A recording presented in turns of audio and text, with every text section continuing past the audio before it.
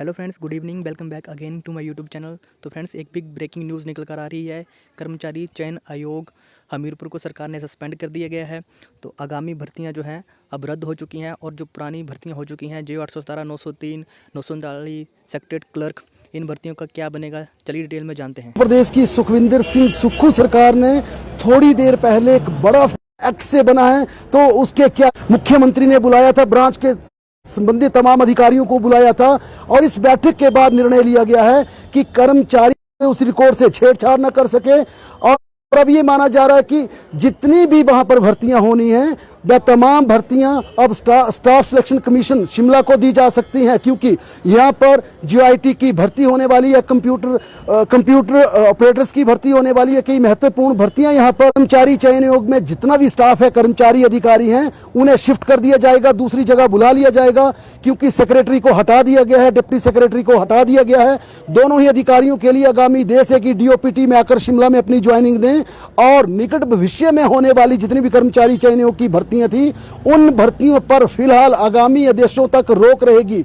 क्योंकि अगर हम इन दोनों ही जो बड़े स्तर पर हिमाचल प्रदेश में भर्तियां होती हैं, कर्मचारी चयन आयोग और स्टाफ सिलेक्शन कमीशन, इन दोनों की बात करें, स्टाफ सिलेक्शन कमीशन यहां पर क्लास 1 अफसरों की भर्तियां करता है, जबकि क्लास 3 की भर्तियां कर्मचारी चयन आयोग को सौंपी गई है। इसलिए अब जितनी भी भर्तियां हमीरपुर कर्मचारी चयन आयोग कर रहा था, उन्हें अगर स्टाफ सिलेक्शन कमीशन शिमला को यहां पर शिफ्ट करना है तो इसके लिए संवैधानिक प्रक्रिया को देखा जा रहा है, क्योंकि बने दोनों ही संवैधानिक प्रक्रिया से हैं। खासकर अगर स्टाफ सिलेक्शन कमीशन की बात करें तो पूरी तरह ऑटोनोमस बॉडी है, पूरी तरह से कॉन्स्टिट्यूशनल इंस्टीट्यूट है। लेकिन अगर हमीरपुर कर्मचारी चयन आयोग की बात करें, यह सरकार से एक्ट से बनाया गया है, सरकार की पर पूरी तरह से नियंत्रण है। यही वजह से है कि अब इसकी फंक्शनिंग पर सरकार ने रोक लगा दी है और इसकी भर्तियां स्टाफ सिलेक्शन कमीशन से पब्लिक सर्विस कमीशन शिमला को शिफ्ट करने की तैयारी चल रही है और वहां का स्टाफ भी पूरा शिफ्ट कर दिया जाएगा, दूसरे विभागों में भेजा जाएगा।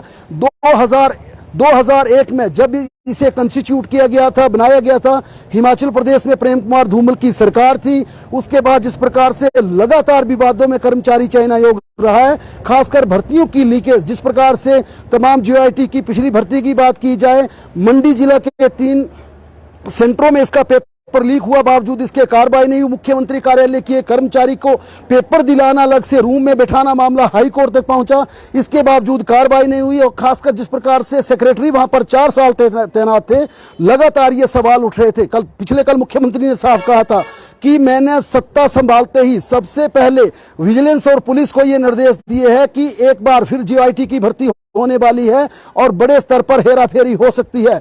मैंने अधिकारियों को अलर्ट किया था, अलर्ट मोड पर रखा था, उसके नतीजे सबके सामने हैं। क्योंकि जिस प्रकार से सीक्रेसी ब्रांच की एक वरिष्ठ सहायक उन तमाम पेपर्स को लीक करने के बाद सौदेबाजी कर रही थी, पेपरों को बेच रही थी, यानी कि हिमाचल प्रदेश का भविष्य जिस प्रकार से रोजगार की दृष्टि से देखा जाए, जिस भर्ती प्रक्रिया को पारदर्शी करने की जरूरत थी, वहां पर बाढ़ खेती को खा रही थी।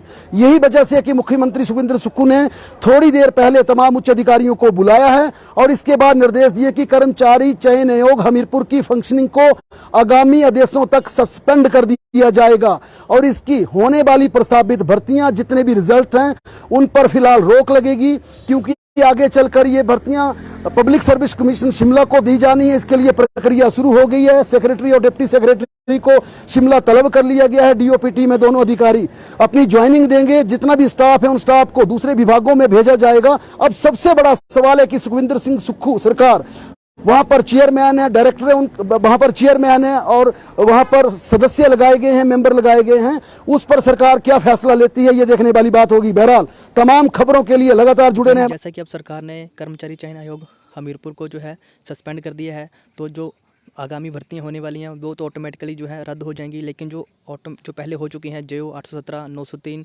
939 और क्लर्क, जेई इलेक्ट्रिकल, या जिनके एग्ज़ाम पहले हो चुके हैं, इन भर्तियों का क्या बनेगा, क्या इनका फिर से एग्ज़ाम होगा, ये अब सरकार के ऊपर डिपेंड करता है कि सरकार इन भर्तियों के मामले में क्या डिसीजन लेती है, या HPPSC शिमला इनके ऊपर क्या निर्णय लेता है।